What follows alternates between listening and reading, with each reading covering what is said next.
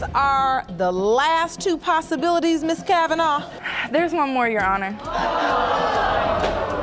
Your Honor, when I said I was highly intoxicated, I was going to work drunk. If something bad happened to me, Your Honor, I would want to drink. You know you can't drink your problems away. Yes, I found And you it out, see Your Honor. that. Yes. Are you kidding me right now? Excuse me? This is why I want my divorce. This is why I want him to sign over his rights, and when his test come back, he is my child father. Because of that, I had to deal with almost 5 years with my child. When you was the one committing adultery too, did you not forget that I walked in on you in our home? Right off the bat, this is one of the wildest stories to hit the courtroom. Now, she thinks her mom's friend, Mr. Spence, might be the real dad. And with a start like this, you know it's only going to get messier from here. Miss Kavanaugh, you appeared in our courtroom previously and tested two men as potential fathers of your 1-month-old son, Malcolm. Unfortunately, neither turned out to be his biological father. Yes, Your Honor. You believe Malcolm's biological father is a good friend of your mother's, Mr. Spence. Yes, Your Honor. Things get weird fast as Miss Kavanaugh spills about trying to seduce her mom's friend. The crowd gasps as she opens up, and Judge Lake looks like she's about to say, "Girl, what were you thinking?" But if you think that's awkward, wait until you hear what Mr. Spence says next. Mr. Spence, a friend of Miss Kavanaugh's mother, and say her daughter made several attempts to have sex with you. Then after a lapse in judgment, you admit you did sleep with her. Now you say there's a chance you could be Malcolm's father. Mr. Spence tries to explain himself here, and it's as uncomfortable as you'd think. Just when you think it couldn't get worse, the family's about to jump in with more drama. Mr. Spence, can you enlighten the court on the nature of your relationship with Miss Kavanaugh's mother? It's like she said, we just been friends since the first time we met. So it was never a sexual relationship ever? No. That was not that believable, but I'ma move on. Judge Lake turns to Miss Kavanaugh with a big question, asking if her son looks like Mr. Spence, and things get real awkward again. The suspense kicks up another notch, as everyone in the room is clearly trying to figure out who this baby really looks like. But that's only the beginning. We have Malcolm, 1 month old, and your mother's friend could be his biological father. Yes, Your Honor. So as you look at Malcolm, do you see Mr. Spence, any resemblance? I see a little bit, but from being in court previously, I found out that you can't always go on looks at all. This part is intense, as Miss Kavanaugh's makisikwiawar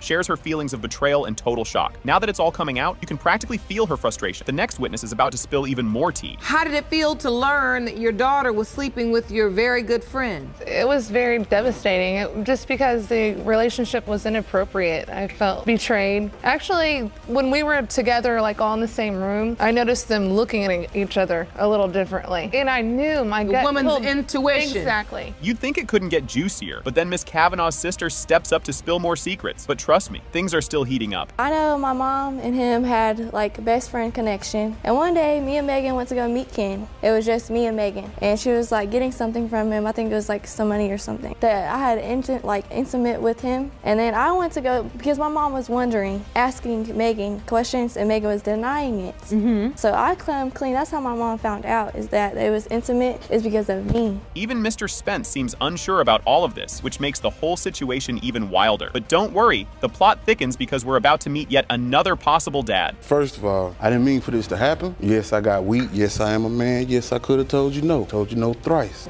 As far as the baby being mine, I don't know. That's why I'm here to clear this up. Are you in a relationship? I'm married. And here's the next curveball Mr. Scott comes in, ready to tell his side of things as another potential dad. Just when you think you've got it all sorted, they pull out baby pictures for a comparison that gets everyone talking. We understand that you had a sexual relationship with Miss Kavanaugh. Yes, ma'am. It was during the window of conception. Yes, ma'am. You were not using protection. I use protection every time. I don't recall, not using protection. So you don't recall. Now she says there was an instance when you did not, right? Yes, Your Honor. Say there was no instance? No, ma'am. The baby photo showdown. Mr. Scott and everyone else in the room stare at his baby picture alongside Malcolm's, looking for any tiny detail that matches. But you know the real answer is coming, and it's going to be good.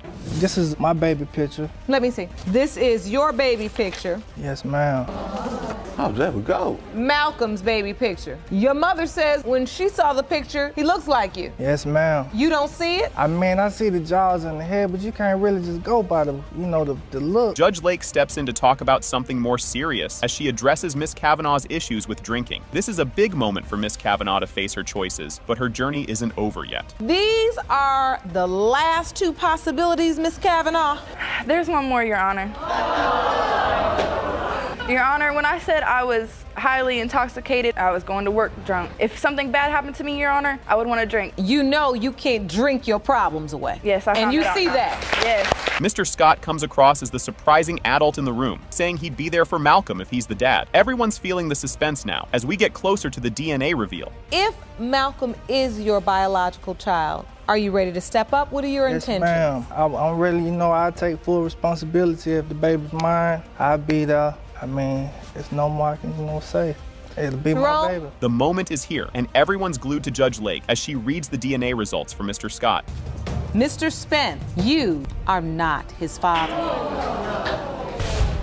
It's okay.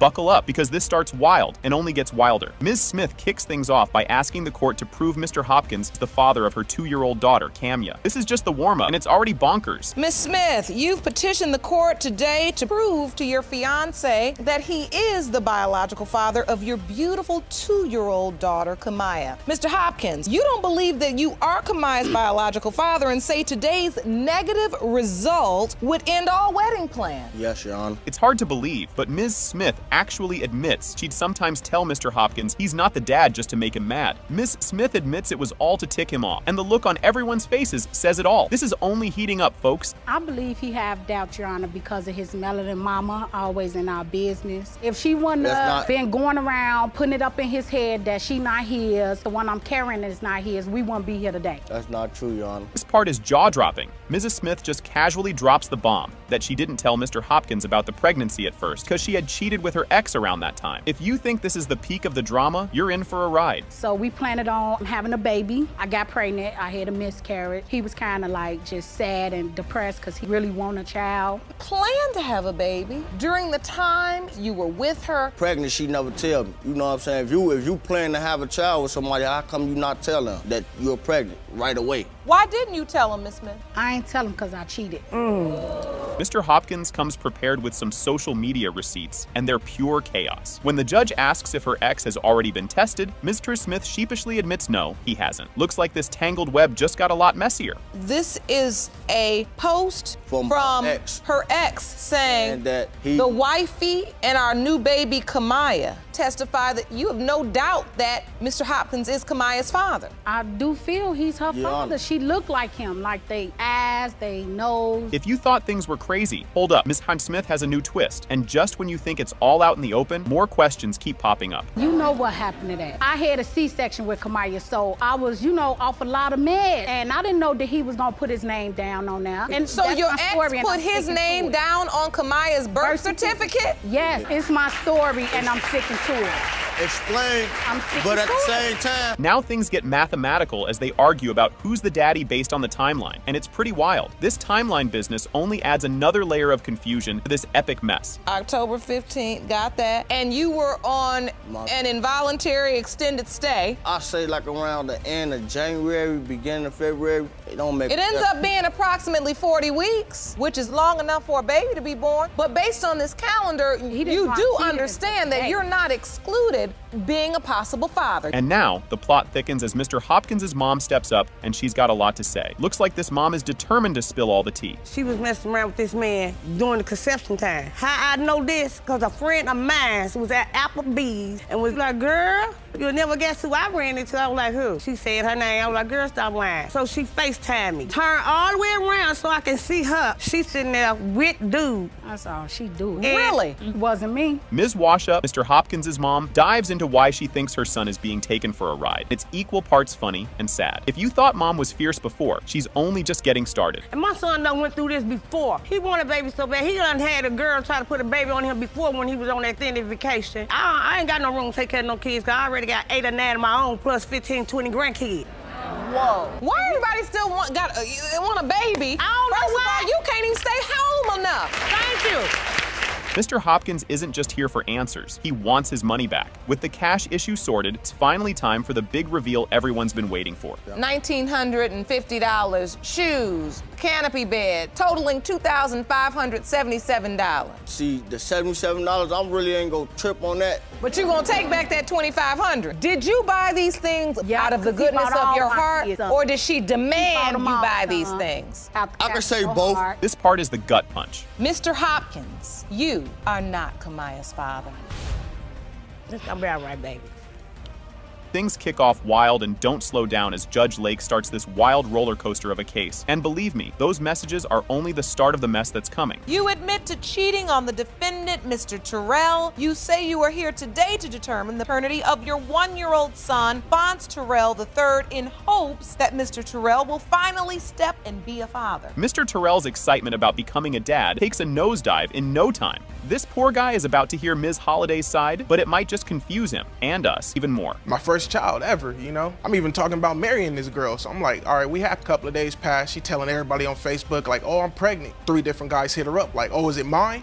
And so I'm like, all right, she told me 2 of them is exes. One is the dude she fool around with. So I'm like... Ms. Holliday tries explaining her side, but let's just say it's messy. Mr. Terrell isn't buying it and brings up yet another weird incident with a different guy. Just wait, things are only about to get stickier. I got with TJ in July of 2011. I was no longer talking to Devin at all. He came over and I was supposed to be doing his daughter hair. Since he told me that he had recently had sex with my cousin, that I didn't want to do his daughter hair anymore. All hanging out. I go back in the house, I don't want nothing to do with you guys. You had sex with her, so you deal with her. Mr. Terrell hits back with details that add to this circus of a situation. Now he's doubting everything, including being the father. The tension is thicker than oatmeal, and it's about to boil over. So let me hit him up on your Facebook so he could think I'm you. She gets nervous. She told me that they had oral on the boat that day. So she begins to admit that there was some type of sexual contact. Yes, Your Honor. Mr. Terrell has the crowd's jaws dropping with this next story. The excuses Ms. Holliday gives are a whole other level of interesting, to say the least. Oh, babe, that kiss was the bomb, babe, and all that. So I'm like, what's up with this? What happened? Usually like, no, I didn't even kiss him, man. He talking crazy. Yeah. That's what you believe. He actually called me on my phone. Ms. Holliday tries explaining her arrangements with her guy friends in a way that would leave anyone scratching their head. And just when you think things couldn't get weirder, Mr. Terrell's grandma is about to chime in. They're guy friends. Yes, I had different guy friends. TJ knows that. I called and I need help from you, so can you do this for me? That was only that one time at that hotel. And she was like, oh, I'm just going in there to, you know, he gonna hit up her phone talking about how he kissed her. Ain't nobody giving up no money for nothing. Come on. I'm gonna leave it at this. Grandma Archer steps in, and she's got some thoughts to share, and she's not holding back. Ms. Holliday's reaction to this advice just adds even more twist to this already tangled web. And I said, what is your intent for my grandson? She said, oh, nothing, you know, I'm just going to school. I'm going to school for nursing for 5 years. I'm gonna be a neonatal nurse, and I don't want no children, and I'm trying to keep him safe, and I'm trying to help him live a holy life. Enter Mr. Williamson, one of the other guys in this dad guessing game, and he has his own feelings to share. As things get emotional, it's clear this DNA test is going to be one heck of a moment. December of 2011, Your Honor, Moshe left. I couldn't get in contact with her. 3 weeks later, I find out she's pregnant through a message. She tell me, oh, it's a 50-50 chance I might be the father or I might not be the father. I said, well, what happened? She said, I cheated on you.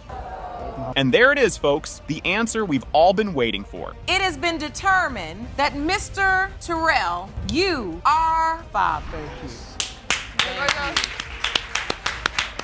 Buckle up, because this case is as wild as it gets. We jump right into the madness as Mr. Harvey is here to get his $496.50 tutor back for baby stuff he says he had to buy for a kid that isn't his. And you can tell by the looks on their faces that this is going to be a doozy. Mr. Harvey, you are asking the court to award you $496.52 for baby supplies you say the defendant, Ms. Jett, demanded for a child you adamantly deny is yours. Yes, Your Honor.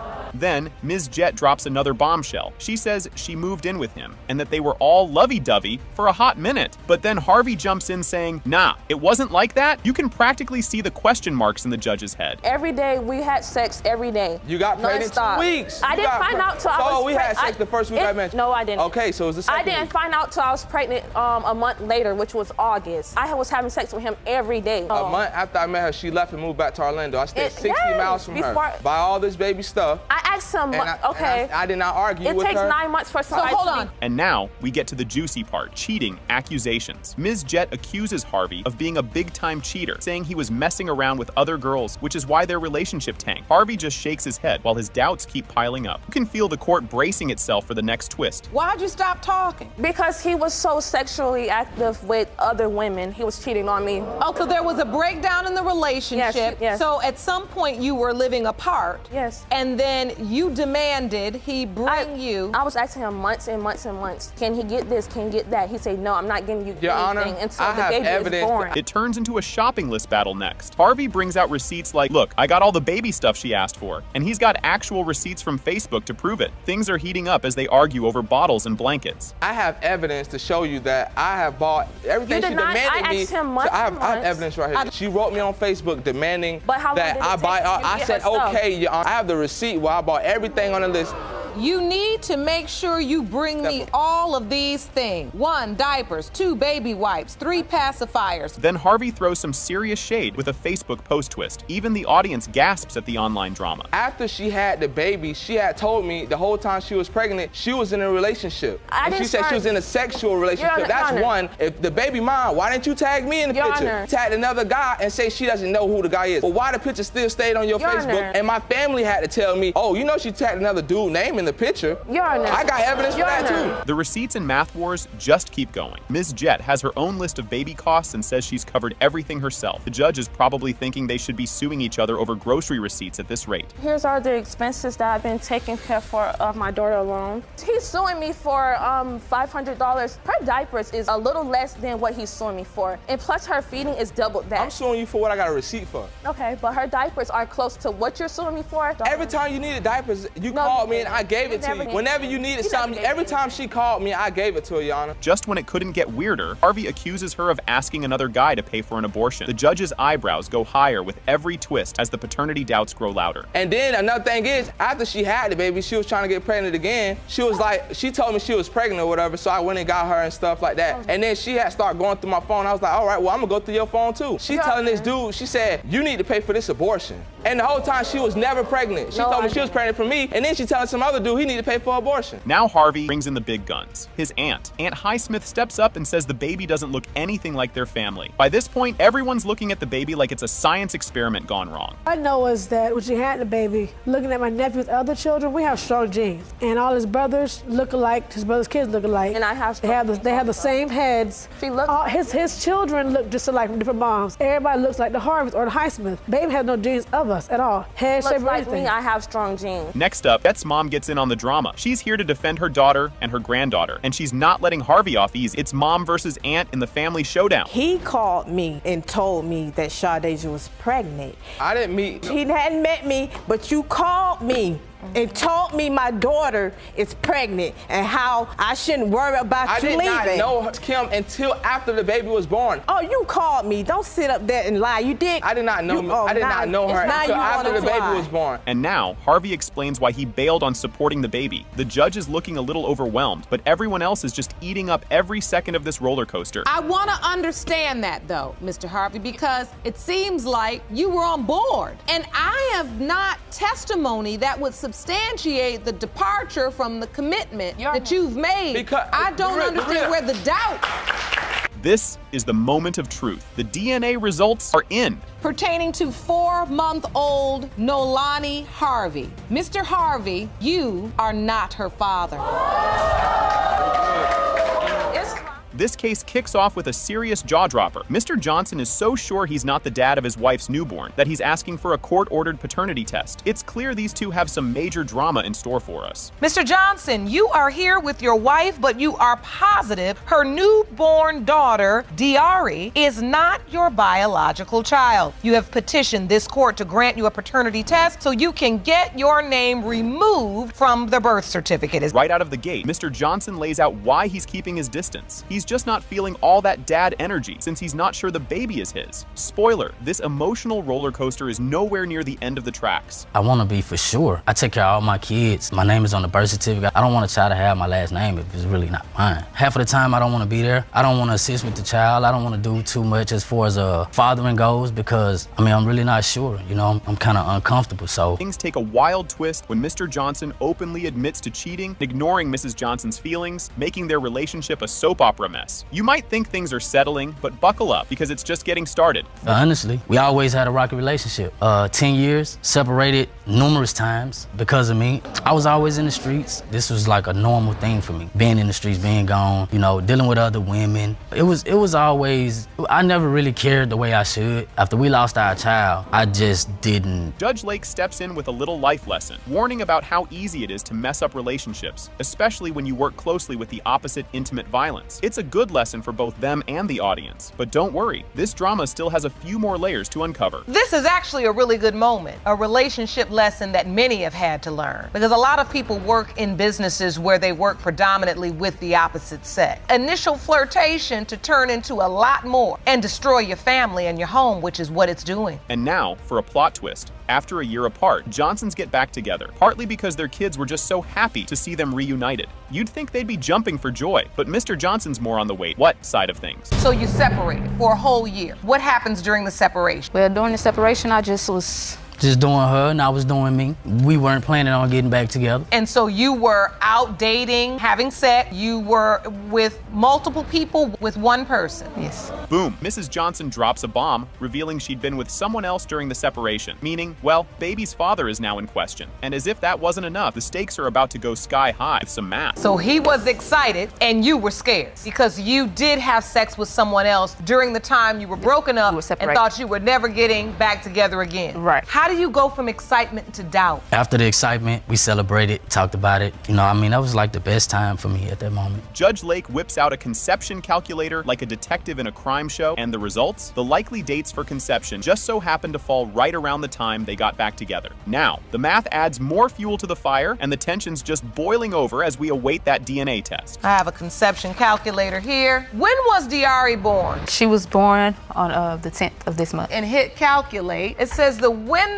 of conception would be June 15th through June 19th. So that would put the date of intercourse between June 12th and June 18th. And just when you thought things couldn't get more dramatic, Dr. Jeff enters with some deep therapy vibes. But therapy or no therapy, it's time to face that DNA truth. I think it's important for them, and we had spoken about this, to look at some of the other challenges that they have not dealt with. You talked with them a few days ago about the death of their carriage. Mrs. Johnson had a miscarriage. And so I followed up on that cue and found out that Mr. Johnson had not dealt with that miscarriage. Okay, here it is. The big moment everyone's been sweating over. Judge Lake opens the DNA results. And guess what? It has been determined by this court. Mr. Johnson, you are the father.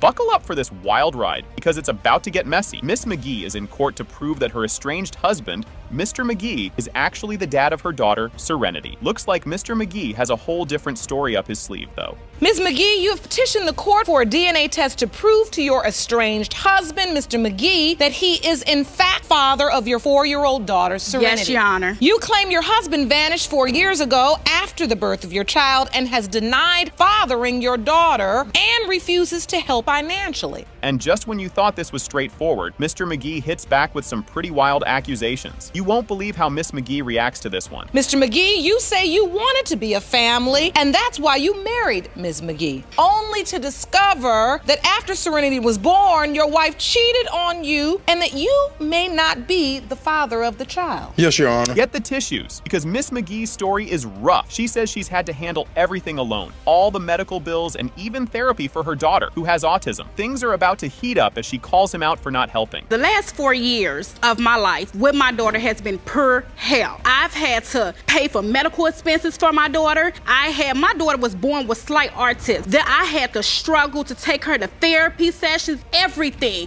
And he just vanished and left us. I did everything by myself for the last almost 5 years. Whoa, Mr. McGee just dropped a major bomb. Get ready for a whole lot more finger pointing as this drama unfolds. Mr. McGee, you do admit you were in a sexual relationship with her? Yes, Your Honor. You were having that sex without protection? Look at that little Yes, girl. Your Honor. So why don't you believe? But I don't believe because not only her, but multiple family members of hers is informing they think that I'm not the father of the child. We were drinking and stuff. She ended up falling asleep. Sitting on the edge of the bed, her phone ended up going off. Miss McGee isn't backing down and fires back with some big demands. Let's see what Mr. McGee has to say about that. Are you kidding me right now? Excuse me?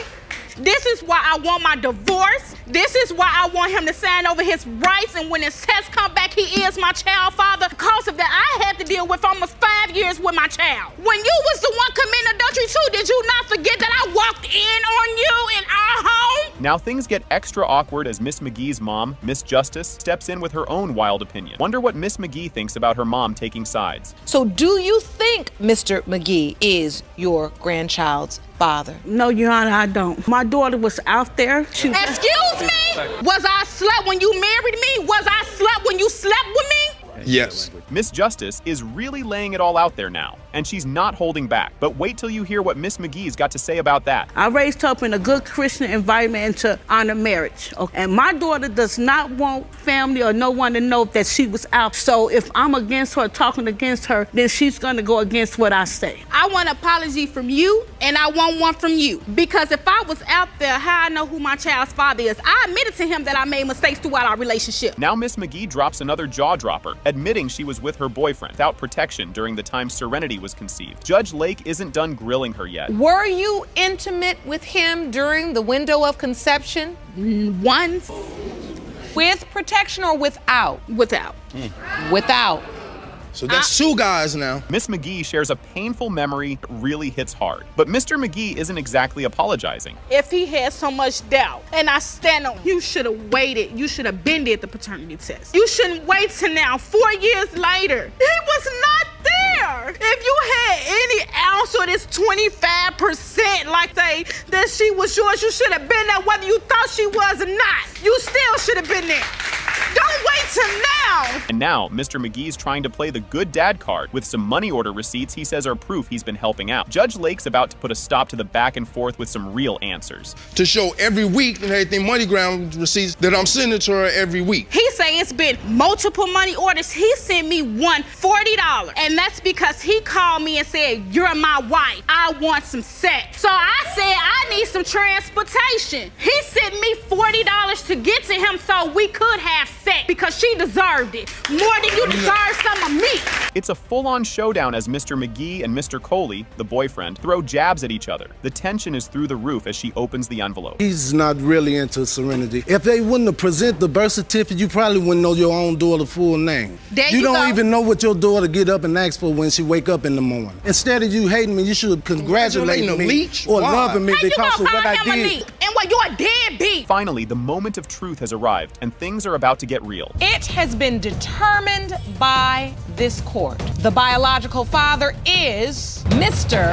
McGee. How you feel now? Bet you feel stupid now, don't you? Miss McGee. You missed all them years. When your mother works all day and you've been at home watching TV, when your mother comes home, if she wants to see something on television in her house, that remote goes to her hand and she watches what she wants to watch. Ruling is in.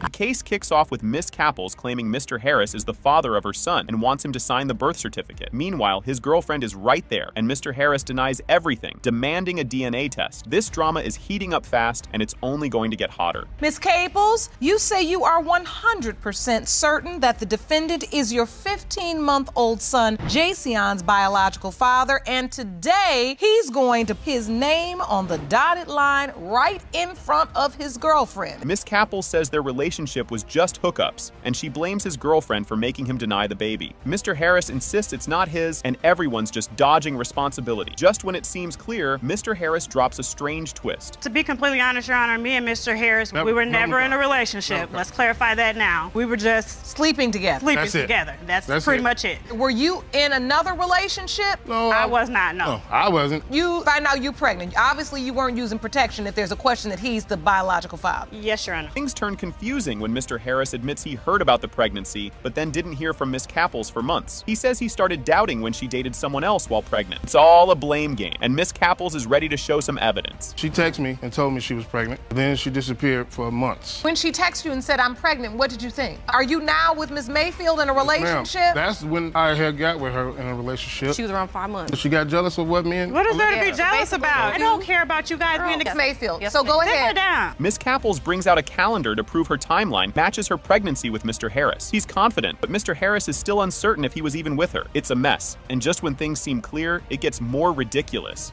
As you can see, my son Jason was born January 9, 2016. Me and Mr. Harris were intimate for 9 months, all the way up the beginning of May. We started talking around September, Mr. Harris. Like I said, all the way up until the beginning of May. If you go back 9 months, 1, 2, 3, 4, 5, 6, 7, 8, bring you to April, and this is the window of conception where my son was born. Mr. Harris admits he was with multiple women and didn't even know Miss Capples' real name. Miss Capples denies seeing others, but the situation is chaos. It's impossible to look away, especially as they argue about who showed up when the baby was born. Were you involved with more than one man? No, I was not, and he did not tell me that he was dealing with other women while me and him were talking. So I did not know that he was playing the Men usually don't tell you. They want to keep She getting went through my phone, text other women back. Cut me off. Yeah, that's the time y'all stopped talking. I know, boo. I know the whole story. I'm sure you do, because you were there, right? And you were there when he was... He don't even know your real name. You were. Miss Capples says Mr. Harris didn't come to the hospital because he was at work. He showed up the next day, but claimed the baby didn't look like him. Things are awkward, and there's a twist about who else was there that's coming up. Did he get to come to the delivery room? He didn't have a ride, Your Honor. I was at the work when she delivered the baby. The next morning I came up there. When I looked at him, he didn't look like me at all. I had been here in my doubts, but like I say, everybody around town says that she goes around saying it's another guy's baby. Did you sign the birth certificate? No, I did not. Because you did not want to, or you were not even asked to? Both. I wasn't asked. I had my doubts. Miss Mayfield, Mr. Harris's girlfriend, was the nurse in the delivery room when Miss Capples was giving birth. Miss Capples says she was spying, but Miss Mayfield says she was just doing her job. The tension is intense, and now the fight's about visitation rights. What is this about the hospital room, Miss Kate? I'm undergoing surgery, getting ready to have my tubes tied. That is my job. As a woman, I would not want to be in a room with a woman that's having my boyfriend's baby. Okay, so you were the patient. You work at the hospital, right? Yes, ma'am. And then that was where they told you your station or where you were supposed to be? You were assigned to that? Today, we got our stuff to do. Yes, ma'am. Miss Capples lets Mr. Harris's family see JC on, but keeps him away from Mr. Harris. He and Miss Mayfield are upset, saying she's doing it on purpose. It's pure chaos, all leading to the DNA results. Miss Caples, you're letting his family members see close the with baby? his sister. I'm like to go out all the time. I don't That's the go only out. reason. What are you Because you talking could easily about? give in to him when he did. He don't have to would be drive out somewhere. too. You don't at have home to. with the kids. What you Right. talking No, he about? don't. All right, one at a time. One at a time, ladies. Ooh-wee. The DNA results are in. It has been determined by this court. Mr. Harris, you are not the father. Thank you. Thank You didn't sleep with no one else.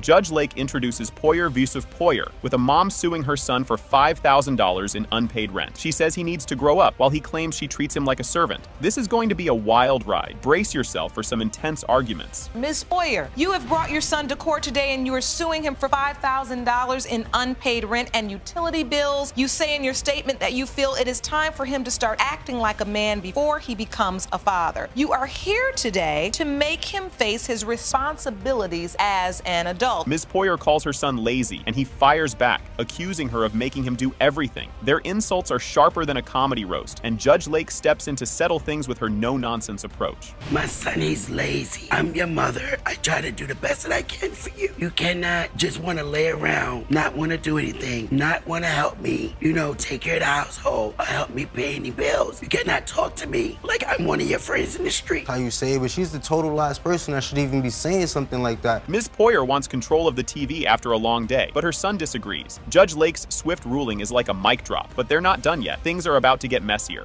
When your mother works all day and you've been at home watching TV, when your mother comes home, if she wants to see something on television in her house, that remote goes to her hand and she watches what she wants to watch. Ruling is in. Ms. Poyer worries her son will mess up his life like she did, but her delivery is harsh. Emotions are high, and the conversation turns into a heated argument about money. Ryan, to keep making some of the same mistakes that I made, I got high. I ran the street. But there comes a point in your life when it's time to say enough. I get up at 5 o'clock in the morning. I get up at 5 o'clock, be in the house at 10 o'clock. No, you want to come in here ringing my doorbell 12, 1 o'clock in the morning. That's disrespectful. I get, 2 hours sleep? Ms. Poyer presents receipts showing her son's minimal payments while he insists he's doing his best. The argument escalates into a math fight, and neither side seems to have the numbers right.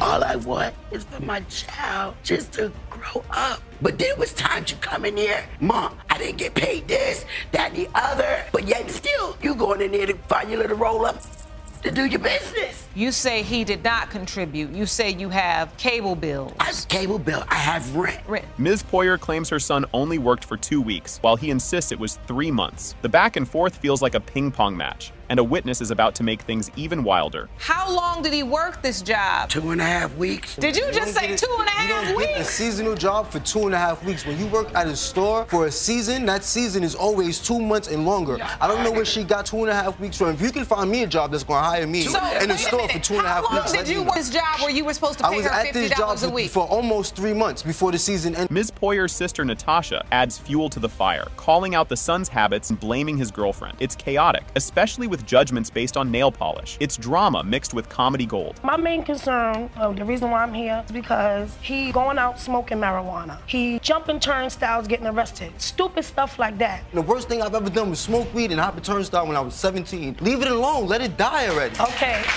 I don't understand. Smoking marijuana, that doesn't go out of your system right away. So how are you going to get a job if your system is dirty? Ms. Luciano steps in, claiming she and Mr. Poyer work and contribute equally. The family isn't convinced, and it's a show me the receipts moment as things get even more heated. We work at the same place. You do? Where? Tell me where. I work at a marketing Show me a research. pay stub. I have many of pay stubs. Where's your W-2? I got my W, I don't even need to be up here. She just turned it to We both pay rent together because Do you have a checking account? I have a Do you have a savings yes, I do in account? Chase.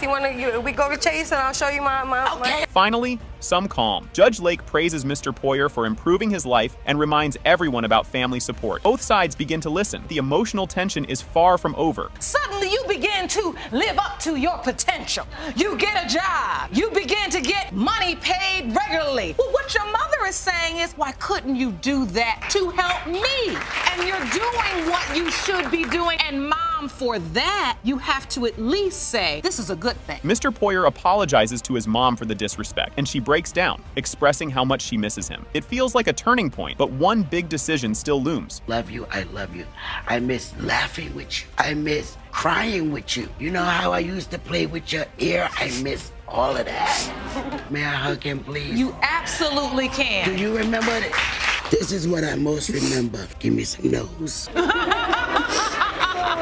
Oh, yes! This story's got it all. 2 boyfriends, a baby, and a lot of drama. Ms. Harris is stuck between her current boyfriend, Mr. Murray, and her ex, Mr. Donaldson, who both might be her daughter Anaya's dad. The goal? Figure out who's actually the father. Spoiler, this is just the beginning. Things are about to get way more chaotic. Ms. Harris, you have been caught in a love triangle. There are 2 men in court today claiming to have fathered your 18-month-old daughter, Anaya. Your current boyfriend, the plaintiff, Mr. Murray, and the defendant, your ex-boyfriend, Mr. Donaldson. Ms. Harris describes how things with Mr. Donaldson went downhill fast. When she got pregnant, he doubted her, then fell for someone else. He barely showed up for any of the baby stuff. Then, just when the drama seemed done, his family jumped in to make it even messier. From my understanding, we was dating. But then when I got pregnant, he told me he had feelings for another girl. He told me that he didn't want to be with me. So I was basically alone during my pregnancy. He was there during the baby shower. He came to the hospital with his mom when I had her. So wait, you're dating Mr. Donaldson, you're in a relationship. You all are boyfriend and girlfriend? Yeah, we were. Mr. Donaldson's mom was on board with being a grandma until she saw Mr. Murray with the baby. Suddenly, the family pulled away, leaving Ms. Harris to deal with it alone. But things get even weirder when Mr. Murray gets dragged into this train wreck. I did not find out about it until she was about 5 months, maybe. When he told me about it, I accepted that he was, because that's what Chastity stated, that he was the dad. At what point, Mr. Donaldson, did you say, Mom, I have something I have to tell you? I didn't even tell her, honestly. I told my father, and my father told her. That works too when you're scared to tell Mom.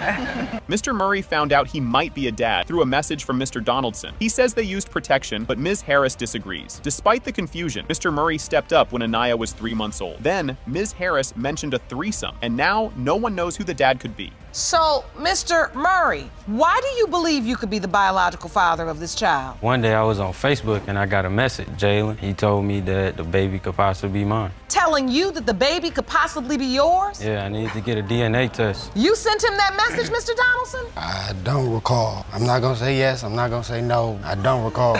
The timeline is a mess. Ms. Harris says it lines up with Mr. Donaldson being the dad, but admits she was also with Mr. Murray. Oh, and there was a threesome in December. No one seems to remember who used protection, so the court is left trying to make sense of it all. It's like a soap opera gone wrong. You said your doctor told you your date of conception was around February the 10th. Yes. Anaya was born on October 21st, when you were intimate with Mr. Donaldson. Beginning of February and the end of February, and then we stopped. So the beginning of January, around here, the beginning of February with Mr. Donaldson? Yes. DNA results are in. It has been determined by this court. Mr. Murray, you are not the father. That's okay. That's okay. That's still your baby. This is like a reality show gone wild. Mr. Harvey says he spent $496.52 on baby supplies for a kid he doubts is his, claiming they met on a dating app. And boom, watching them argue over receipts was like kids fighting over cookies. Mr. Harvey shows $500 in baby expenses, while Ms. Jett complains it took forever for him to buy it. The judge starts grilling them, and it's clear neither of them is backing down. And this is all before the baby's born. Yes, but then you responded back. Okay. It took him months and months to buy this stuff. I've been asked him for this. I begged for him to buy Is this a stuff. receipt A receipt, and I spent that I close see to $500 on everything. a pack and play, close to what you get. a pump, bottle scrubber, bedtime wash. Mr. Harvey's doubts are fueled by but trust me, it's about to get even crazier. And she said she was in a sexual relationship. That's one. She had the baby and tagged the dude's name in the picture. Mr. Harvey says she asked another guy to pay for an abortion. She denies it, but he insists he saw the text. The judge struggles to keep order as the tension. After the baby was Mr. Harvey claims he felt unsafe after Ms. Jett threatened him. He says he'll support the baby if it's his, but won't risk it until then. The judge says it's time for a paternity test. It's fine. That's fine. This kicks off like a messy movie. Fewer heroes, more drama. Ms. Narissa Moffett wants a paternity test to see if Mr. Johnson is her real dad. 2 years ago, some guy slid into her Facebook inbox saying, "Hey, I'm your real dad." Mr. Johnson's reaction? Hold up, this is wild. He blames Narissa's mom for making things confusing back in the day. Buckle up, it's gonna get wilder. Ms. Moffett, you always believed the defendant was your dad until 2 years ago when you received a message from a man claiming to be your biological father. You are tired of the confusion and are petitioning the court for a paternity test to prove the defendant is your dad. Narissa gets a random Facebook message from a guy claiming to be her dad, complete with a baby pic. She's like, wait, what? She calls him, but instead of clearing things up, it just makes her need answers even more. The drama is only getting started. Who's this mystery dad, really? 2 years ago, he inboxed me on Facebook, was saying that I'm his child, and when I'm looking like, I don't know. And then he had sent me a picture of me when I was like, he was saying that I'm his child and I have 2 other siblings. I can see you're still shocked. Yeah. The message reads, "Hi, this is Lawrence Saunders. Call me because you is my daughter and I've been looking for you." Mr. Johnson has major doubts. He says there were 2 other guys around when Ms. Moffett was pregnant. Their relationship was basically a secret, sneaking around like teenagers. This is giving serious "who's the daddy" energy, and it's just heating up. Me and 2 more other guys was, at the time was dealing with Ms. Moffett. I just had doubts that I was her biological father at the time when she was little. I didn't know. I really didn't. I didn't know if I was the father or not, so. Ms. Moffett reveals she slept with both Mr. Johnson and Mr. Saunders on the same day. Yup, both men could be Narissa's dad, but she thought Mr. Johnson was a better fit. Everyone's confused, especially the courtroom, and they're about to hear even crazier details. I wasn't sure who was the father because I see Mr. Johnson, and at that time Mr. Johnson was at work, so I stayed around till he get off work. I had went to one of my friend houses named Mr. Saunders, which I was dating. Basically, I ended up having sex with him that day and Mr. Johnson at the same time. So that's why I'm not sure. Ms. Moffett admits she kept the 2-dad situation from Narissa her entire life. Narissa only found out 3 years ago and is understandably upset. Her mom says she didn't want to hurt her, but that ship has sailed. Things are about to get even messier. But Narissa testified that it was just 2 years ago that she was told that there was another possibility, but you didn't tell your daughter. No, Your Honor. But you're not telling your daughter that 2 men could possibly be the father. I told her, that it could be a possibility. No. When did she tell you this, Miss Moffett? 2 years ago. But I just want to get this over with. Narissa got really sick and called for her dad, Mr. Johnson. He stayed with her for 3 nights, while Mr. Saunders, the other maybe dad, was nowhere to be found. This is straight out of a soap opera, and the courtroom is hooked on every word. I stayed out of it until Narissa got real sick. Went to the hospital and spent time with her. I said to myself, man, this child is laying up here fighting for her life, really who her father was, and she said she wanted her father there. And he told me, he said, Ron, you need to get to Indiana as soon as possible. We don't know if Narissa's gonna be much around here much more long. The moment everyone's been waiting for. It has been determined by this court. Mr. Johnson, you are her father. Yes! This kicks off awkward right from the start. Ms. Fisher claims Mr. Stewart is her baby's dad, but he's not so sure. Stewart says she had options back then, and he's not convinced. The judge already looks tired, and we're just getting started. Ms. Fisher, you're here to prove that Mr. Stewart is your daughter Kalia's biological father. Yes, Your Honor. You state that your daughter has a serious medical condition, and it is imperative that you know the father's medical history. Ms. Fisher is certain Stewart's the dad because they were hooking up when her daughter was conceived. She admits they weren't always careful. Yikes. And says Stewart denied it when she got pregnant. She's here for her kid's sake, but you know this story's got more drama ahead. Why do you believe he is the biological father? Because at the time my baby was conceived, that's who I was having sexual relations with. It was just a sexual relationship, Your Honor. Did you use protection? The first few times, yes. A week after we started messing around, she come out and she showed me a pregnancy test. I'm like, it's not my baby. So a week after you all started having a sexual relationship, she brings you a pregnancy test and says she's pregnant? Yes, Your Honor. Wait, they're still hooking up? Stewart says he was over at her place just last week because he was bored. Fisher's fed up with his excuses, and the judge is too, especially when another guy gets thrown into the mix. After this is over, did the relationship continue? Yes, he was just at my house like a week and a half ago. I got bored. I got bored, When you get bored, you go over Miss Fisher's house and have unprotected sex? Sometimes. That's smart. She told me out her mouth that I wasn't the baby's father. There's another possible dad, Mr. Kern, who even gave the kid his last name. Stewart's like, see, told you. And Fisher says Kern just offered his name. Buckle up. Mr. Kern's side of the story is next. Well, she named another potential father as the biological father, and then another man signed the birth certificate. Which man is this? Mr. Kern. Mr. Kern? Yes, Your Honor. There's another man's name on the birth certificate. Is this true, Miss Fisher? His name is not on the birth certificate, but my daughter does have his last name. Mr. Kern hooked up with Fisher around the same time, but doubts he's the dad. She lied to him about another kid before. He thought her older child was his, but a DNA test said otherwise. Kern's still salty, and things are just getting messier. That you could potentially be Kalia's biological father. Were you aware of this? Yes, ma'am. I'm not denying that I'm not her father. She always been lying to me, you know what I'm saying? Because we already done went through this one time with an older child inboxing each other on Facebook. It always starts with Facebook, don't it, Jerome? Fisher drops some serious news. Her baby has a heart problem and might need surgery. Both guys start shaking their heads, saying they have no heart issues, which isn't super helpful. The judge looks like she's had enough of this circus. The doctor says she has a hole right in the middle of her heart, and she has too much blood going to her lung. And so in 2 months, they might have to do surgery if the hole doesn't close. Oh my goodness. Either of you gentlemen have heart issues? No, Your Honor.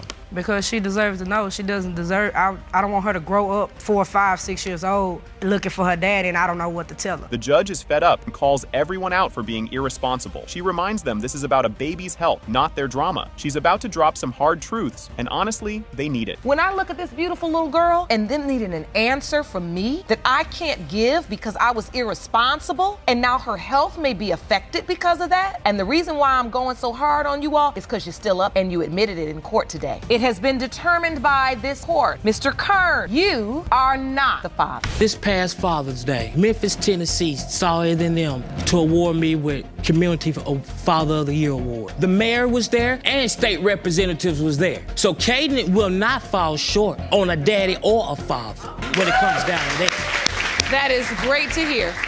Get ready for some real-life drama that feels like a movie. Judge Lake kicks off Lee v. Lee, where Mr. Lee accuses his wife, Miss Lee, of cheating multiple times and now questions if he's really the dad of their 11-month-old daughter. But if you think this sounds intense already, just wait. Miss Lee's backstory is next, and it's got some wild surprises. Mr. Lee, you say your wife, Ms. Lee, conceived a child after cheating numerous times during your marriage. Now, you claim your family disowned you because of her infidelity, and now your marriage is is on the brink of divorce.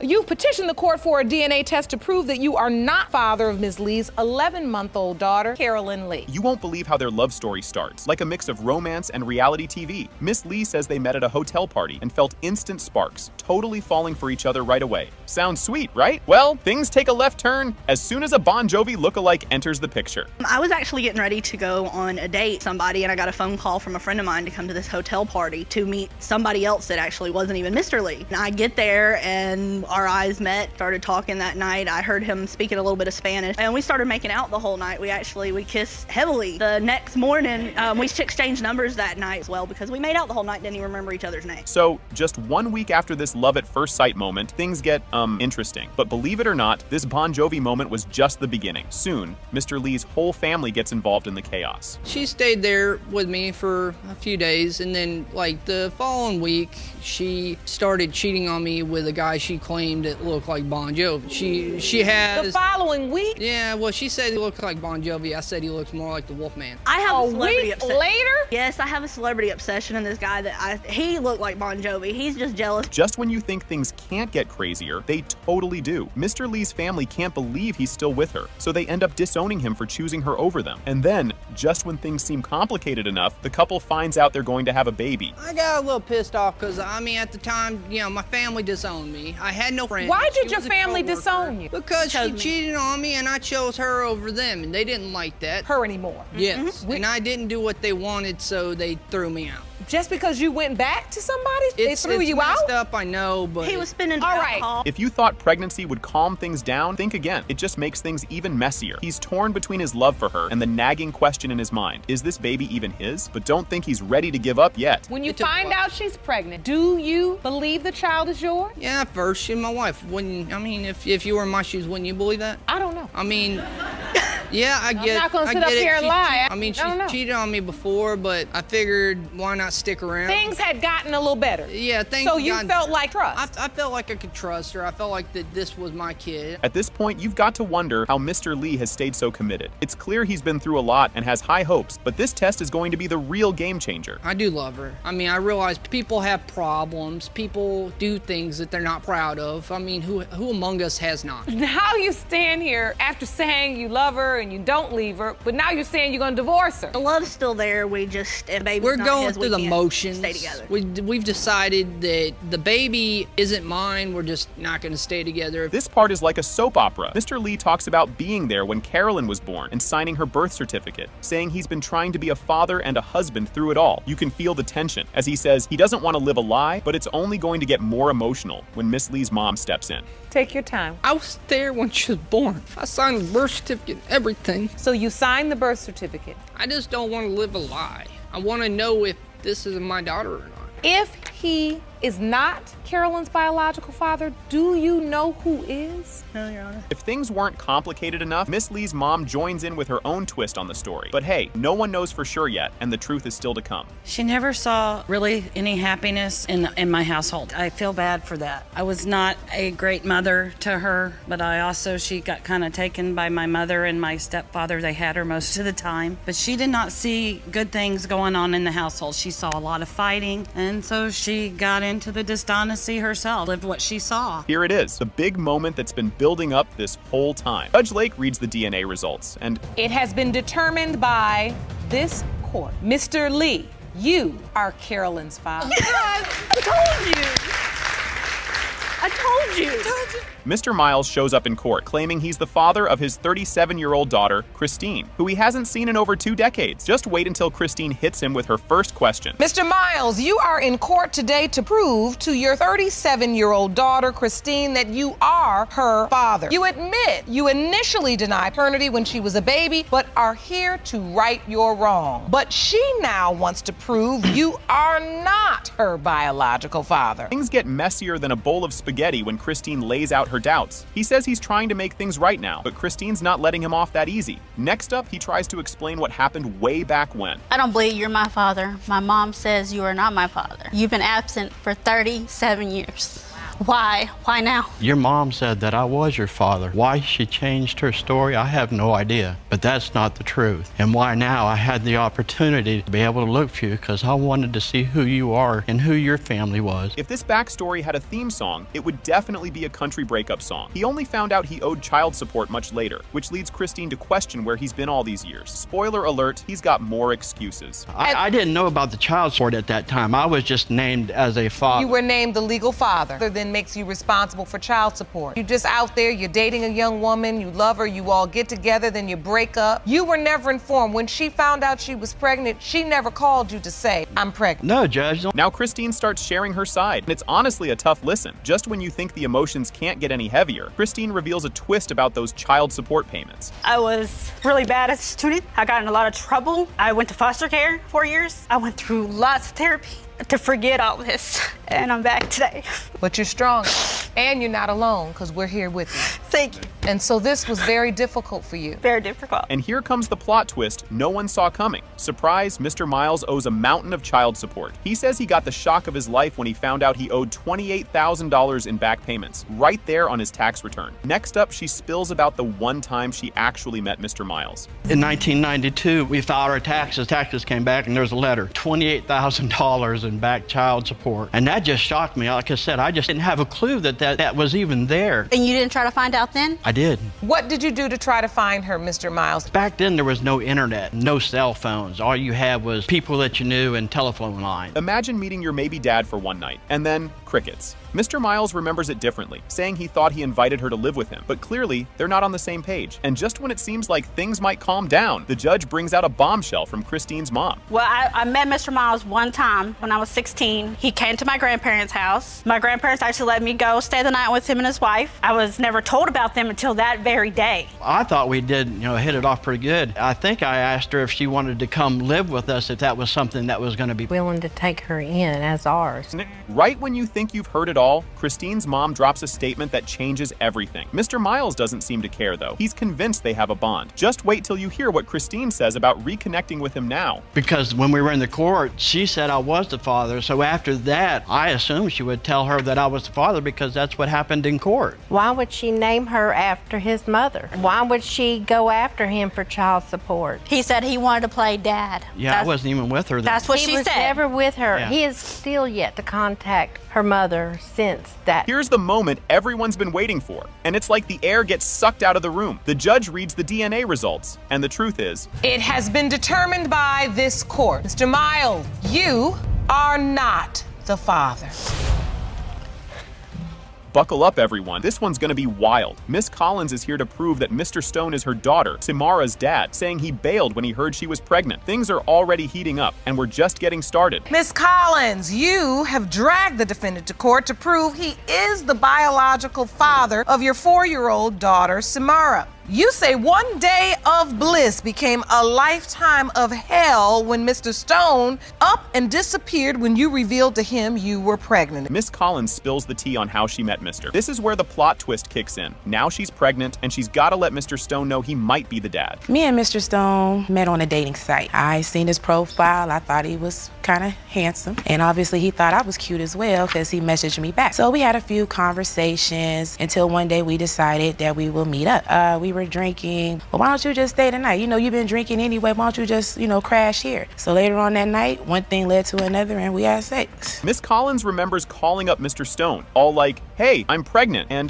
this could be yours. This mix-up only makes the whole situation messier, and they're both sticking to their stories. I went to a doctor. This was at, I think, the beginning of June. The doctor told me I was about a month long. So I'm like, okay. So after that, I give Mr. Stone a call. I let him know. I said, hey, I'm pregnant, and there's a possibility that you might be the father. She never said possibility. Yes, I did. I told him I was pregnant, and it might be a possibility that the baby would be his. Miss Collins says she tried to stay in contact, but Mr. Stone up and moved to Arizona and went off the grid. They both look at each other like, seriously? The mystery of who ghosted who is on, and now everyone's got questions. Man, so she gave me the call. I was in Arizona. She's like, well, the person I thought that was the father of the baby is not. And then she said, the other person that might have been a possibility to be the father also is not. 2 additional people besides you? Besides me. No, I didn't, Your Honor. Mr. Stone shows up with evidence saying he tried to do DNA tests several times. And guess who didn't show? Miss Collins says she either didn't know or had stuff going on. And now Mr. Stone's got trust issues. It's a classic game of he said, she said. And at this point, they're still pointing fingers. I get a phone call from the court where she lives at. We show up, can't do the test for whatever reason. They say that they'll be in touch. Well, I go back a second time. I drove all the way up there. Guess who didn't show?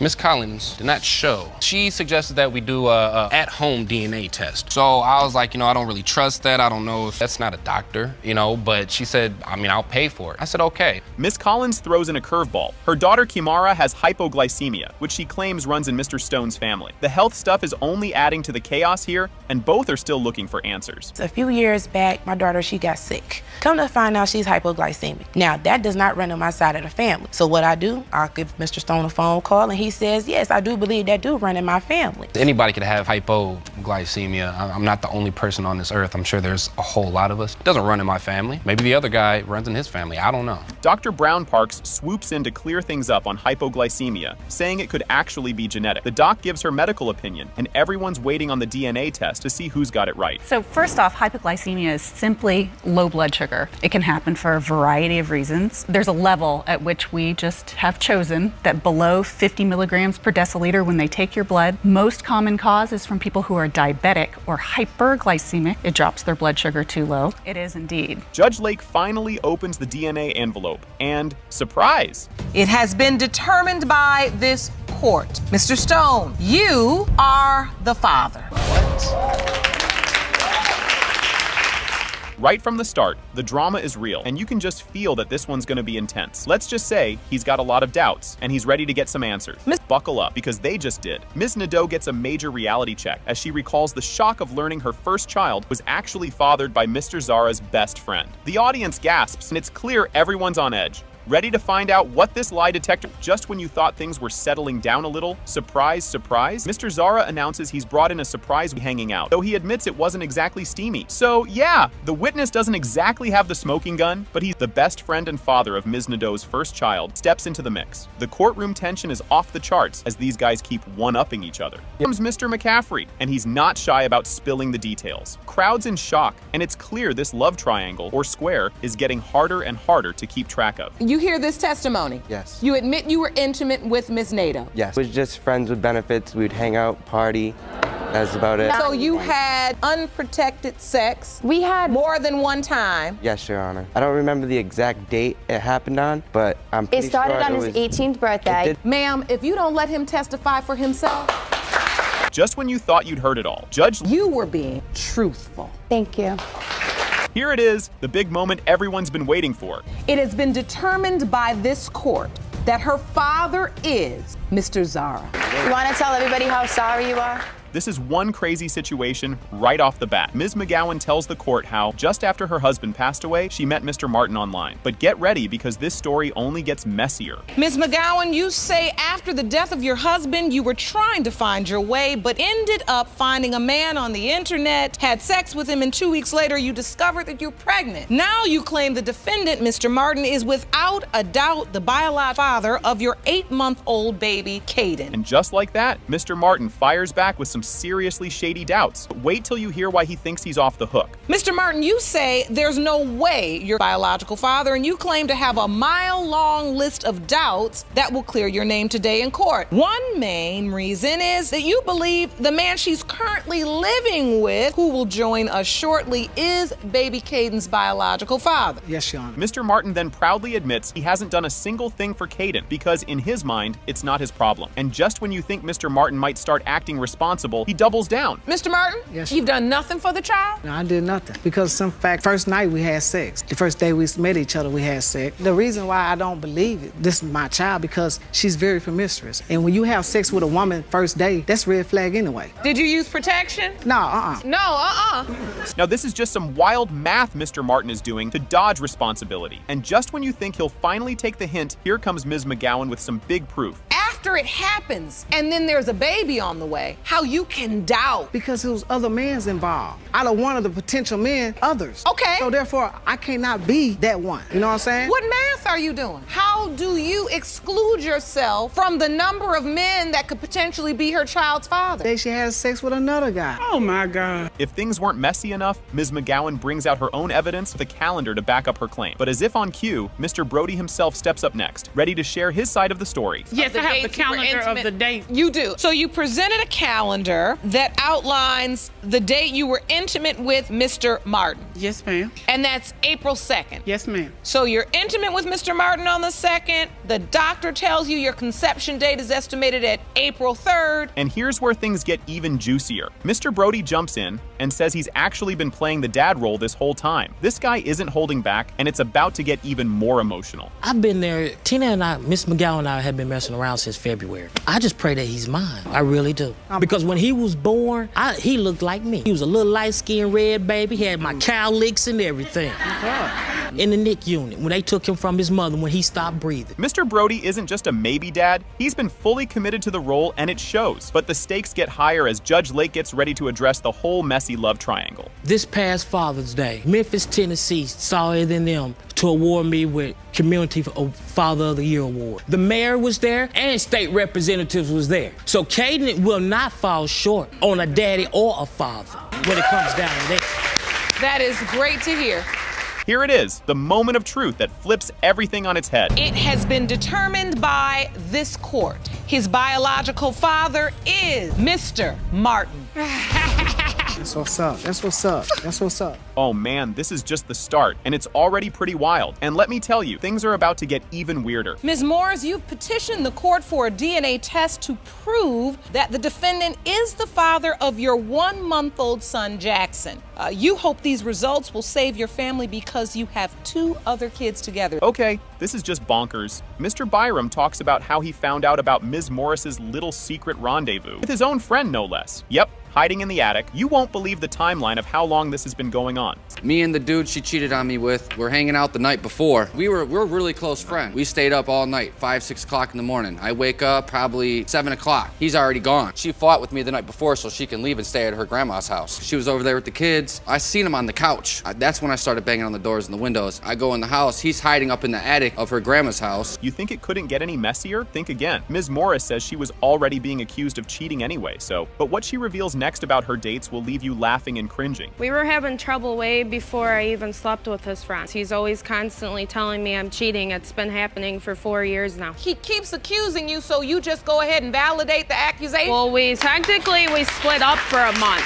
And he was living down the street at his friend's, and he was dating a different girl, and I was staying in the house with the guy, the other potential father. The timeline on these hookups is all kinds of messy. And yeah, just when you think that's wild enough, the details keep coming. You say you are certain he's the father of Jackson. When did you sleep with him? September 27th. She could have slept with him the same day. I slept with him on September 25th. That's why we're here today for the result. Oh, so you slept with the other guy September 25th? Yes, Your Honor. Yep, things keep getting complicated. Ms. Morris says she's been in contact with the other guy's mom, wants to be in Jackson's life if he's her grandson. But of course, Mr. Byram is not too thrilled, and his reaction to this, classic. Did you tell the other guy, Ms. Morris, that he could be the father as well? Yes, Your Honor. She's still talking to his mom about it. No. Sending his mom pictures of the baby. So when the baby was first born, I sent her pictures of the baby because she was asking me how much he was. No, I did not. Yeah, you did. About how much, not an everyday thing. It only happened twice. The tension in their home is so thick you could spread it on toast. Ms. Morris can see this, and things get even stranger after this. Yes, he does. He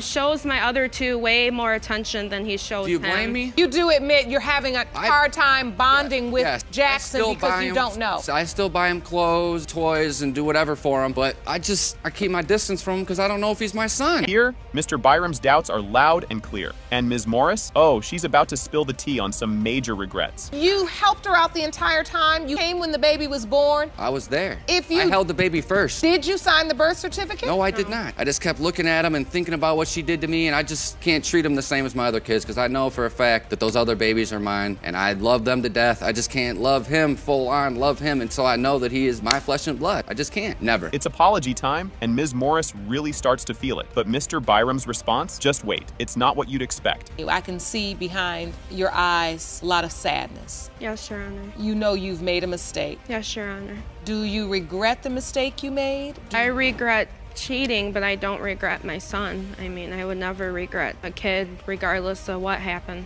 But I do regret cheating. You do? Yes. This is it, the big moment. And whoa, the truth is wild. It has been determined by Mr. Byram. You are the father. Yes. Yes. After she got pregnant, a letter she sent them. Wait a minute. I sent the guy a letter telling him that I was pregnant, letting him know what was going on. This is exactly why young people don't have no business making babies. You can't even tell the story to make no sense. He was telling people I was just getting fat. He was like, she just eats a lot of fast food. Everybody was rubbing, my friends were rubbing my stomach. I'm showing ultrasounds to people. He's like, don't believe her, she's just fat. I'm going into labor. He's like, no, you're not. What kind of denial is this? Mr. Lee, you taking denial too far. Exactly. Things kick off with some serious drama right from the start. Both sides are revved up and ready for a showdown, and you can just tell it's about to get messy. Mr. Portis, you and your mother have petitioned the court for a DNA test because you are certain you are not the father of the defendant's daughter, Ava. Say your life has been ruined and need today's paternity results to set the record straight. Here's where it gets even weirder with court dates and missed tests all over the place. Judge Lake breaks it down, letting them know that by not showing up, he automatically became the dad. Talk about drama.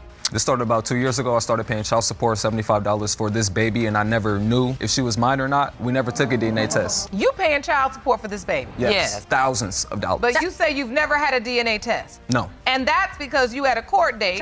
And he missed. He missed the court date. So you were named the father by default. Yes. Yep. This is when the tea gets spilled and everyone starts pointing fingers about secret relationships. You can feel the trust issues growing, and we're just getting started. We started talking first and then eventually started dating. It happened fast. At what point did you find out you were pregnant? A few months later. But when she got pregnant, we stopped talking.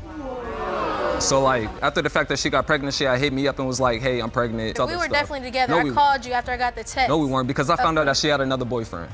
Okay. Oh boy, now there's a mystery letter to her ex. Mr. Portis says Ms. Middlebrooks sent a letter to her ex telling him she was pregnant, which makes the timeline even messier. With all this back and forth, we're on the edge of our seats, waiting to see where it leads next. How did you know that? Because of, after she got pregnant, a letter she sent them. Wait a minute. I sent the guy a letter telling him that I was pregnant, letting him know what was going on. This is exactly why young people don't have no business making babies.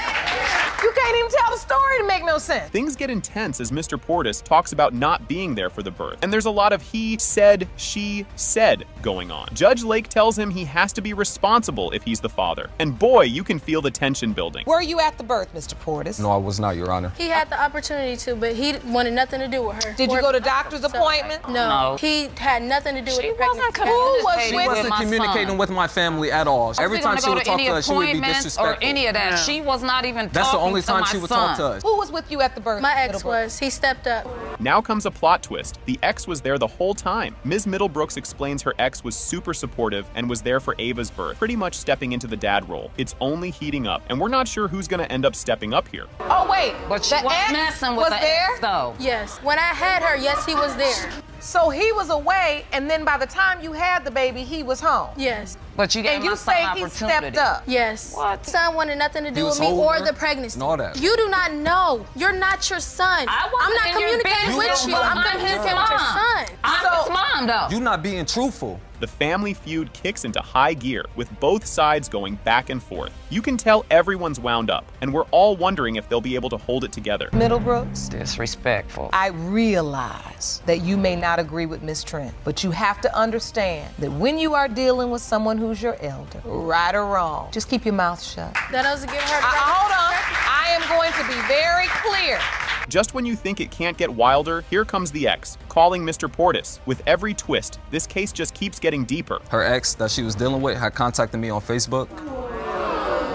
Okay, and what did he say? He was basically saying like, yo, Bryant, Jasmine, does she have you on child support and stuff like that? And I'm like, yeah, she does. She's been having me on child support. He was like, well, that's crazy because I'm taking care of her too. So it's just like an imbalance here. The courtroom is hit with a surprise as Ms. Middlebrooks admits she wasn't sure about the paternity herself. The tension is so thick you could cut it with a knife, and you can tell we're close to the big reveal. It has been determined by this court. Mr. Portis, you are the father.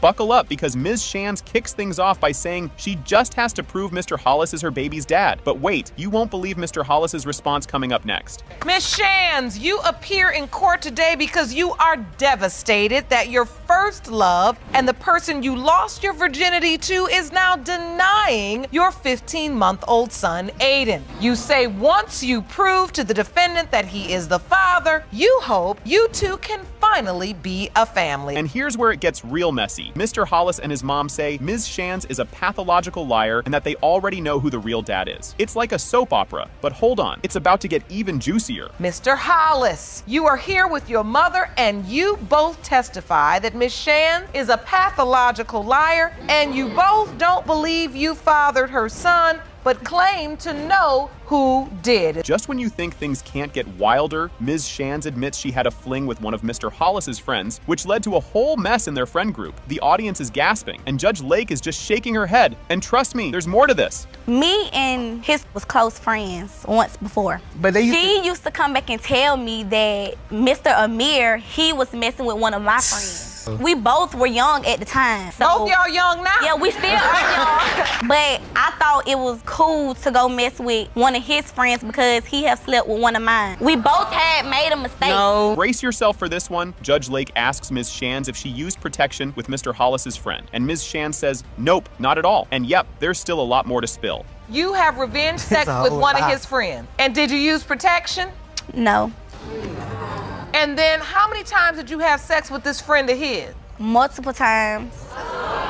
But were you also still being intimate with Mr. Hollis? We had broke up. When me and his friend had an affair, we wasn't together. We was not together at all. An affair. And then it gets even trickier as Ms. Shire's about finding out she was pregnant and how she first told Mr. Hollis's friend, not Mr. Hollis. The lack of communication just adds to the mistrust. But trust me, the surprises aren't over yet. So you find out you're 5 months pregnant. What happens? Who do you tell? Well, first I told his friend, because that's the person I was going with at the time. We ended up going out. When she was going with my friend, she was still sneaking around with me anyway because I felt like he did it to me, so y'all together, I'm finna go and do what I gotta do. Yeah. Things get awkwardly dramatic here. Only Mr. Hollis's friend was at the birth, and Mr. Hollis didn't even know she was having the baby. The misunderstandings keep stacking up, but believe me, this story's got even more layers. When you give birth, who was with you? The friend was with me when Aiden was born, in the hospital, in labor. Sent my mom there because I knew there was a possibility that my son could be the dad as well. He favored my son when he was born.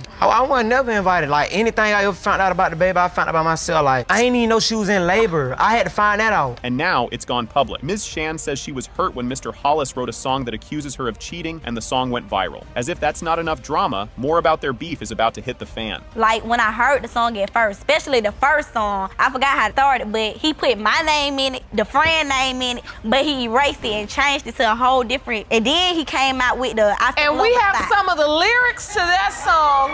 And I can't be cuffing Columbus hoe. About a year ago, I was in love with a thought. Ms. Shands talks about how Aiden seems to have a real connection with Mr. Hollis, not the friend, and you can see Mr. Hollis's face soften as he talks about bonding with the baby. But wait, you'll want to hear what happens when they get the DNA results. But every time he be with the other guy, he don't really be stunned him. He never showed the attention that he showed to Amir that he shows to the other guy. And Miss Hollis, you say you tried to back off, but I see in this picture, you got the grandma face all over.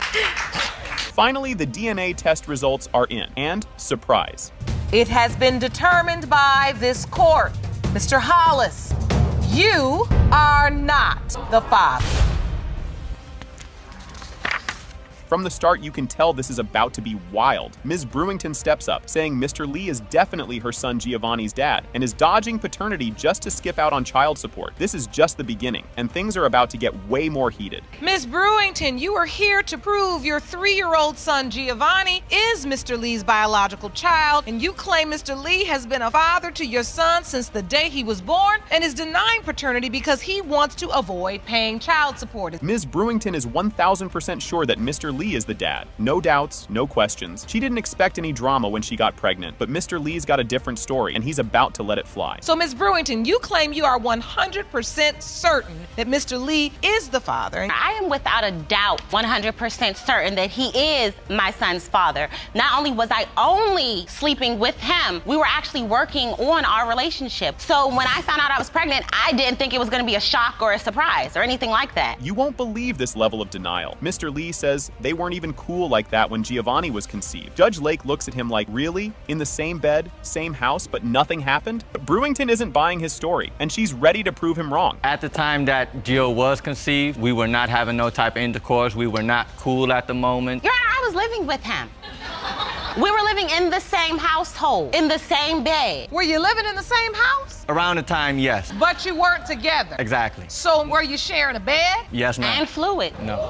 Clearly. This moment is hilarious because Ms. Brewington finds out she's pregnant totally by accident. But if you think he's about to believe her now, you're wrong. Okay, I found out that I was pregnant. I actually went to the doctor to just re-up on my birth control. I didn't even realize that they said that they had to do a pregnancy test before they could go ahead with the birth control. So I went ahead, they did a pregnancy test. I told him, he did not believe me at all. He went out and got 3 pregnancy tests, made me take all of them. They were all positive. And he was like, well, that's not my baby. The way they argue over the dates is just too much. She's fed up with his cluelessness, but Mr. Lee is standing his ground like, no way, not my kid. And you can tell this argument isn't ending here. So you seem so certain, Mr. Lee. I do, because I'm gonna explain it to you, Your Honor. How she said her birthday is the 2nd of February. It's not. Her birthday's on the 2nd of February. My birthday's on the 1st of February.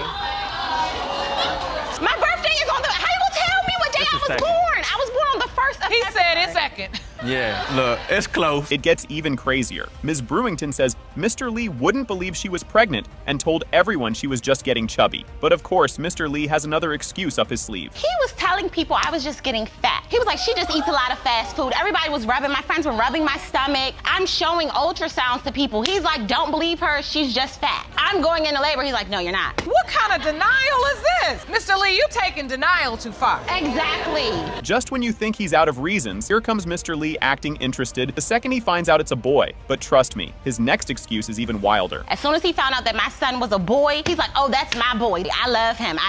That's my son. I need to be there. Was Mr. Lee there? He came after I had given birth because he had work. But he showed right up. He actually didn't even, they asked about the birth certificate and everything. He signed the birth certificate. He named my son. Like, no, I'm not letting you give my son no dumb name. This next part takes a real twist when Mr. Lee says Ms. Brewington's friend told him she knew the real dad, which got him doubting even more. At this point, this story couldn't get any messier, or could it? One of her friends, a good friend of her, actually told me that I wasn't the father. She told me that she knows who's the father. My friend told him that because she wanted to sleep with him. I'm still talking. I actually caught them sleeping together. What? This is the part where Ms. Brewington tries to prove things by showing baby pictures to compare Mr. Lee and Giovanni. But everyone's just waiting to see if the DNA will tell the real story. So you're saying this is a picture of Giovanni on the left, and this is Mr. Lee as a child on the right? Yes. And you say you see a definite resemblance between them two, yes. They're light skinned. You really don't believe he's yours now that he's here in the world? No.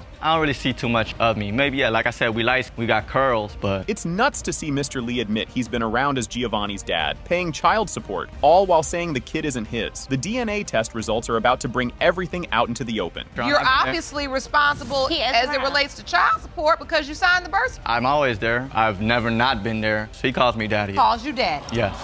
Yes. With all of that, yes, you still don't believe he's your biological son? No. Your Honor, that is his baby. And I can't wait, because the devil is a liar and this is Lucifer, so stop. No. Well, you might be the devil then. This is the big shocker. It has been determined by this court. Mr. Lee, you are not the father. Told y'all. Hold up. I already knew.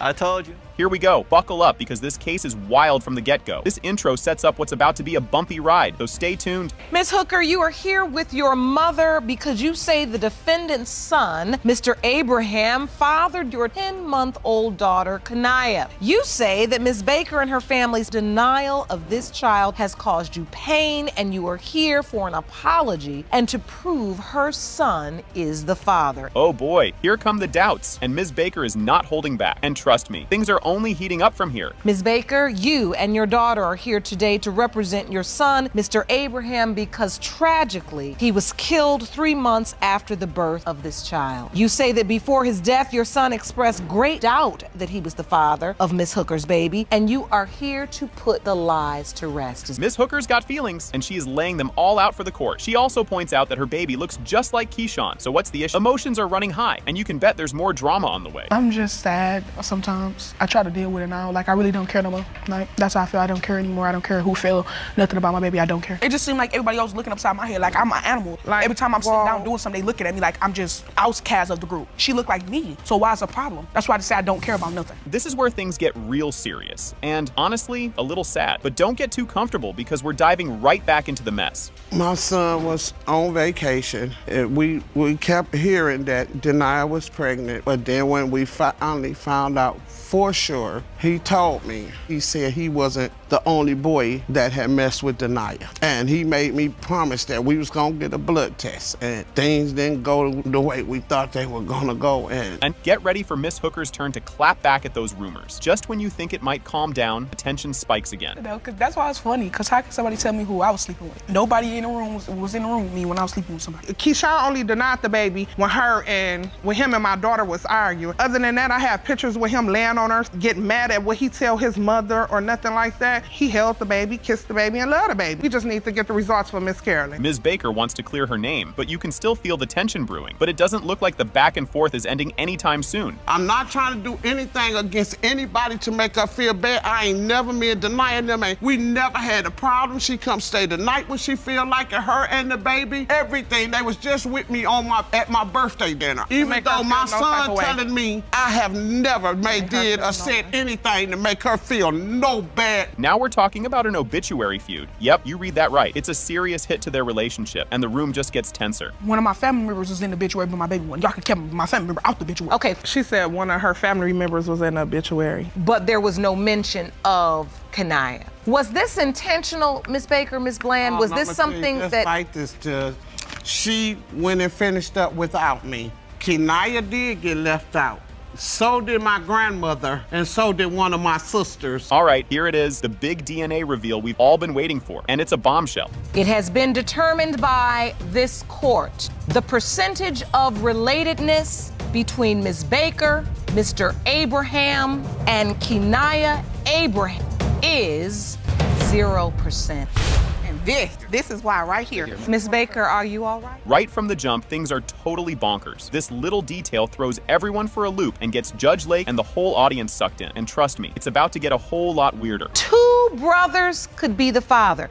2 brothers with the same name could be the biological father. This is a lot. It is. It really is. When he came to me and he told me that he was my dad, I went to family members and I asked them, did you know that there was a possibility? They've all told me they believe Steve is my dad. This next part cranks up the weight. What? Factor big time. But buckle up because his next proof is next level. But Michael Shockley, you still believe you are Desiree's biological father? Yes, Your Honor. She's always been my little girl, so she'll never not be my little girl. But like, I have all girls and he's got all boys. All boys and one girl. That's it. Okay, now Michael tries to back up his claim with a family chart. Just when we think it's all laughs, though, Michael's daughter steps in to give her 2 cents. You submitted a chart. You like my chart? So, Mike, you say you have all girls. Yes, ma'am. 3 girls, and Desiree's right there in the middle. Yep. Steve, you have all boys. Yes, Your Honor. 5 boys. And 1 daughter. He's serious about that 1 daughter. And here comes Crystal, Michael's daughter, adding even more emotion to this family mix-up. Just when you think it's all family love, things take a sharp emotional turn. Question, have you ever had any doubt in your mind? Your whole life growing up, you knew Desiree to be your sister? Yes, our whole life we fought as kids over who was more of a daddy's girl. She'd be like, oh, you're mama's girl. No, I'm daddy's girl. And you know, we went back and forth. We grew up with him. He's on our birth certificates. He's got our names tattooed on his neck. Crystal doesn't hold back and drops a hard question. Why did Steve wait 2 whole decades to say anything? Her question definitely stirs things up, and it's Desiree's turn to let out her feelings next. So to me, with this going on, I've always questioned why did he never come forward before? Why wait all this time? It doesn't make sense. Why would you wait 20 years to come up and say something? Why? That hurt us more than anything. If you were, why did you wait? But why are you blaming me? I mean, like I said a while ago, I would have told her years ago if I could have, if they hadn't kept her from me. Desiree's story about how this mess affects her whole family is truly tough. And boy, the next part is about to make this even sadder. And now you have to live with the fact that you don't know that. We've never been really close. That was the way that we were close. That it was the connection that we had. You know, we could always say that our Bubba, yeah, he's our Bubba, but we're closer. We have that bigger connection because we do share the same mother and the same father. So I feel like in a way it kind of broke a connection that we had. Judge Lake is here with her wise, comforting words to help Desiree through this emotional ride. But just wait until science gets pulled into this family drama. It's heartbreaking to the point that I feel like I've been lied to my entire life. I've been, like, my entire first 20 years as far as who my dad is has been one big lie. Who do you call dad? Steve. Oh, you do? Yes, ma'am. Who do you believe is your biological father? In my heart, I feel like Steve is. Out of nowhere, Judge Lake brings in Dr. Baird, a DNA expert, to explain the who's the dad science. Now, everyone's holding their breath as they get closer to the big reveal. Difficult thing to do genetically to sort out which of the two is the true biological father. However, what we do at DNA Diagnostic Center in order to exclude one of the two individuals. And in this particular case, that's exactly what we did. We tested almost twice the number of samples of DNA that we normally test in order to exclude absolutely one of the two individuals. Even with the stakes this high, Desiree tries to keep things hopeful by saying she wants both brothers in her life. But just as things start feeling cozy, her mom jumps in with a tearful confession. Regardless of whichever it turns out is my dad, I still want a relationship with both of them. Just one is my uncle, one is my dad. And you deserve that. Yes, ma'am. Mr. Shockley, Steve Shockley, if the results show you are not her biological father, will you regret ever mentioning this to her? No, Your Honor. Desiree's mom, Ms. Grove, comes in with a teary apology that makes everything feel 10 times more emotional. And now, the moment we've all been waiting for is finally here. I can't explain it. I wouldn't like to be her dad because they've always had such a strong bond. You know, her growing up, you know, I can't change the past. I'm sorry for a lot of things, but in my heart, I feel like Mike is her dad. I just want Desiree to get the answers that she needs. I'm glad, because I want you to get the answers you need. Everyone holds their breath as Judge Lake reveals the DNA results, and the room is totally silent. It has been determined by this court. The biological father is Mr. Steve Shockley. Yes! Baby.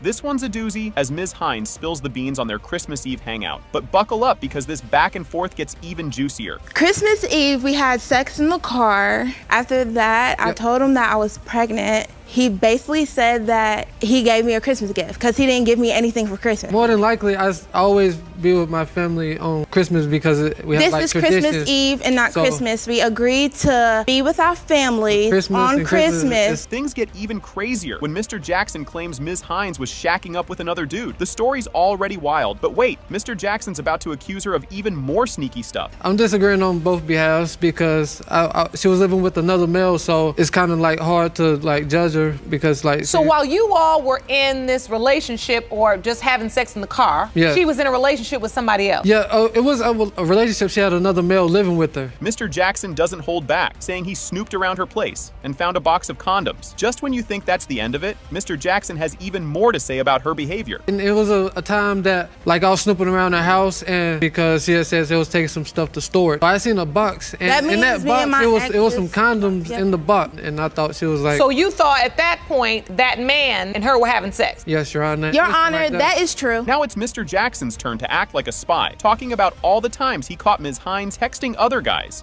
And he's got a whole lot more drama up his sleeve. And I was on vacation one time, like I was snooping around and I got a phone and I seen like she was texting numerous people. So I had snooped and went through one of the texts and I seen like she was texting this guy and he was like calling her bouncy. You're doing a lot of snooping. Yeah. I mean, if you snooping, why are you even with her then? I've just seen so many things that seem shady. Here's where it gets really spicy. Mr. Jackson fires back, saying her messages with her ex were making him insecure. If you thought that was the end of it, nope, it's about to get more complicated. He's calling me whore or hoe, whatever, sleeping around, but that's what he's been doing since we got together. So from the looks of these messages, it seems like you entertaining these women. The reason why I did what I did because like she had messages in her phone from her other fella that was talking about working on their relationship. Ms. Hines' best friend steps up and wow, she does not hold back. The court is not impressed with Mr. Jackson's support and we're all waiting to see what excuse he'll come up with next. I know she's been pretty much taking care of of him by herself with my assistance, her mother, no help from him. I do most of the babysitting. This woman is He's paid irrelevant. me twice for babysitting. $10 a piece, both times. I'm more of a father to this child than he is. When Mr. Jackson admits he didn't feel a bond with Matthias because the baby didn't look like him, you can almost hear everyone's eyes rolling. The judge doesn't let that slide, and things start to get real as Ms. Hines speaks from the heart about her son. Mr. Jackson, did you go to any doctor's appointment? Yes, I did. Yes. Were you there at the birth? Not at the birth, but I came after the birth. And when you saw the baby, what did you feel? I really didn't feel a connection because like he didn't have really much of my features, and I seen that he had like a blondish orange hair, and that's just not my family. Okay, so but I had you a didn't reason feel to a doubt right connection there. from the beginning. Yeah. Why didn't you take the paternity test when she offered to pay for it? Ms. Hines gets emotional as she explains that Matthias deserves to know his family, especially since he doesn't have other boys in his life. This tugs at the court's heartstrings, but before anyone can get too sappy, the judge turns to Mr. Jackson for his big response. My son needs a father. He needs to know who his people is, where he comes from. It ain't just me. Like, we have no boys in our family. Like, he got little cousins he could play with. Like, after today, he still don't have to be in his son's life. It's fine, but I need him to know and his people to realize that you do have a son. Judge Lake asks Mr. Jackson what he'd do if Matthias turns out to be his son, and Mr. Jackson hesitates, saying he'd want to be involved if he is the dad. It's a big moment, but with the DNA test right around the corner, things are about to get intense. If, in fact, Matthias is found to be your biological child. My intention is I would love to have a son because I have a daughter already. I don't really get to spend much time with her, and because she's out of the city, and at least try to make things work out with Rachel. But these accusations and the things that I've seen in the past was holding me back. This is the bombshell moment. It has been determined by this court. Mr. Jackson, you are Matthias's father. At least if I can get a hug.